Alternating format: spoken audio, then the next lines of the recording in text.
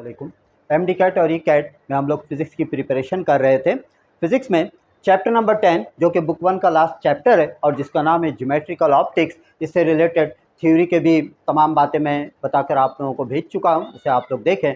इसके अलावा first lecture में मैंने इंपॉर्टेंट एमसीक्यूज़, बल्कि जितने भी पास्ट पेपर में एमसीक्यूज़ थे वो तकरीबन 10 और 11 आप लोगों को समझाया और बताया है। अब इसके आगे कुछ मज़ीद एमसीक्यूज़ हैं और इस एमसीक्यूज़ 12 एमसीक्यूज़ पर आप यूँ समझें कि ये चैप्टर आपका कंप्लीट हो जाता है। ओके, इस 12 एमसीक्यूज़ पर ये चैप्टर 10 जो कि बुक 1 से रिलेटेड है और बुक 1 का ये लास्ट चैप्टर ये कंप्लीट हो जाता है। इंशाल्लाह नेक्स्ट लेक्चर में मैं बुक 2 फिजिक्स स्टार्ट करूंगा, चैप्टर नंबर 11 जो कि हीट से रिलेटेड है।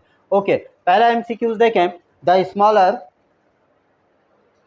पहले एमसीक्यूज़ में आपसे क्या कहा जा रहा है? The smaller the distance of the object from the I the visual angle will be dash. अगर आप किसी भी चीज़ को देखने के लिए अपने आँख के करीब लेकर आते हैं तो जैसे जैसे आप किसी चीज़ को अपने आँखों के करीब लाएंगे, आपकी आँखों के सामने एक अगर इमेजिनेशन में एक लाइन ड्रॉ किया जाए तो उसके साथ जो एंगल बनेंगे वो ग्रेटर बनेंगे। ठीक है, तो कोई चीज़ अगर फार अवे हो जाए तो स्मॉलर एंगल बनता है और अगर किसी चीज़ को आप नियर अबाउट आई करेंगे तो जो एंगल बनेगा वो क्या होगा? ग्रेटर। या आपने याद रखना है। If an object is placed 30 centimetre from a convex lens whose focal length is 15 centimeter, the size of the image compared to the size of the object will be same। यहाँ पर आपने same क्यों लिखा है? आप ये देखें कि फोकल लेंथ आपको कितना गिवन है? 15 सेंटीमीटर, और 15 सेंटीमीटर का डबल कितना होता है? 30 सेंटीमीटर। तो 30 सेंटीमीटर जो डबल है ये एक्चुअल में वो पॉइंट है जिसको आप कहते हैं centre radius of curvature 2f।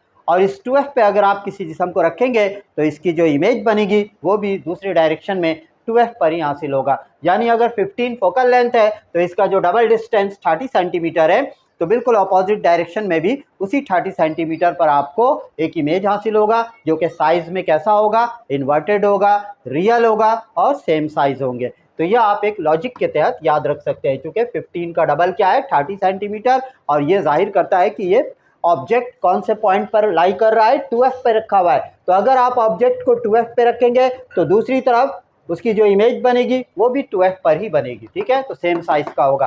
Next देखें, an object is place 60 centimetre from a spherical convex mirror. यहाँ पर आप देखें कि एक चीज़ थोड़ा सा चेंज करके दे रहा है, लेकिन चूंकि ये दो जगहों पर मौजूद है तो मैं चाह रहा हूँ इसको आप लोगों को सॉल्व करवा दूँ। कॉन्वेक्स मिरर, मिरर का जिक्र है और वो भी कॉन्वेक्स यानी वर्चुअल इससे इमेज हासिल होगी। If the mirror forms a virtual image, यहाँ पे देखें वर्चुअल इमेज का जिक्र है। वर्चुअल इमेज जो कि कितने डिस्टेंस है? 20 सेंटीमीटर पे। तो वर्चुअल का मतलब है कि इसके साथ आपने नेगेटिव साइन लगाना है।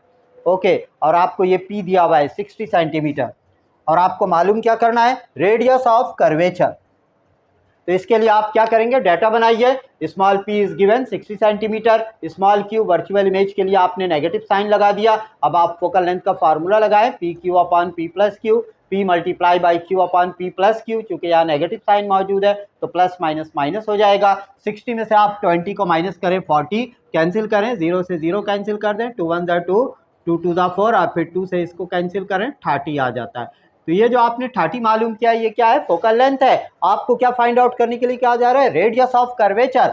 तो radius of curvature is equal to 2f।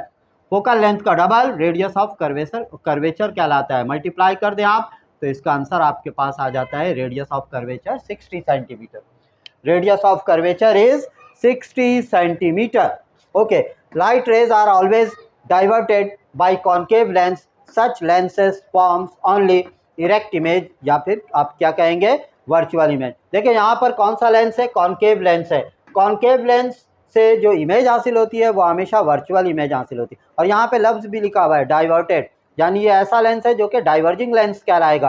तो डाइवर्जिंग लेंस से हमेशा इरेक्ट इमेज, सीधी इमेज हासिल होगी, या फिर वर्चुअल इमेज भी आप कह सकते हैं कि वर्चुअल इमेज हासिल होगी।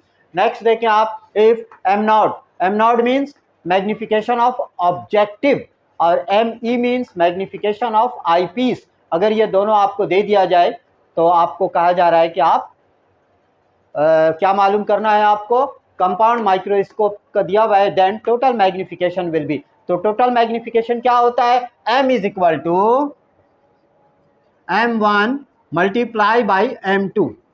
m1 की जगह आपने क्या लिख देना है? mo लिख देना है, और M2 की जगह आपने क्या लिख देना है, ME। तो सिंबल कुछ भी दिया जाए, दोनों के मैग्निफिकेशन को आपने मल्टीप्लाई कर देना है। नेक्स्ट देखिए क्या दिया हुआ है, in a spectrometer parallel beam of light is obtained by collimator. यहाँ पर हम लोगों ने जो थ्योरी समझा है उसके अंदर स्पेक्ट्रोमीटर के बारे में पढ़ा है कि स्पेक्ट्रोमीटर क्या होता है। स्पेक्ट्रोमीटर दरअसल विजिबल लाइट की जो स्पेक्ट्रम बनते हैं उसकी स्टडी के लिए इस्तेमाल करते हैं, और उसमें एक्चुअल में होता क्या है, उसमें होता यह है कि वेवलेंथ ऑफ लाइट भी हम मालूम कर सकते हैं। तो उसके अंदर बहुत सारे जो रेज इधर उधर वेव्स डाइवर्ट होते हैं, उन तमाम को यूनिक डायरेक्शन में या वन डायरेक्शन में लाने के लिए जो चीज़ें इस्तेमाल की जाती हैं वो कॉलीमेटर कहलाता है। और इस कॉलीमेटर असल में ये एक सिलेंडर पे फिट होता है, एक तरफ कॉन्वेक्स लेंस लगे हुए होते हैं और एक तरफ स्लिट लगी हुई होती है। ओके, तो ये आपने सिर्फ नाम याद रखना है, कॉलीमेटर। और ये किसके अंदर मौजूद होता है, स्पेक्ट्रोमीटर। स्पेक्ट्रोमीटर क्या है, स्पेक्ट्रोमीटर एक इंस्ट्रूमेंट है, ऑप्टिकल इंस्ट्रूमेंट।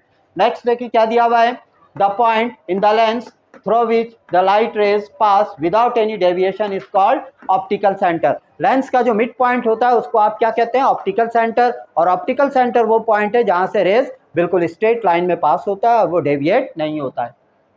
ओके, नेक्स्ट देखें, N astronomical telescope is focused at infinity. एक एस्ट्रोनॉमिकल टेलीस्कोप में इनफाइनाइट पोजीशन से रेज आ रही है। फोकल लेंथ ऑफ ऑब्जेक्टिव आपको दिया हुआ है 0.2 सेंटीमीटर और आईपीस की आपको फोकल लेंथ बता दी गई है जो कि कितना है, 5 सेंटीमीटर। आपको मालूम क्या करना है, द लेंथ ऑफ टेलीस्कोप। तो इसके लिए आप फार्मूला इस्तेमाल करेंगे, length of telescope is equal to FO plus FE। FO आपको कितना दिया हुआ है, फोकल लेंथ ऑफ ऑब्जेक्टिव 0.2, और इसको आप ऐड कर दें किसके साथ, फोकल लेंथ ऑफ आईपीस के साथ, 5 के साथ, जो कि कितना आ जाता है 5.2 सेंटीमीटर।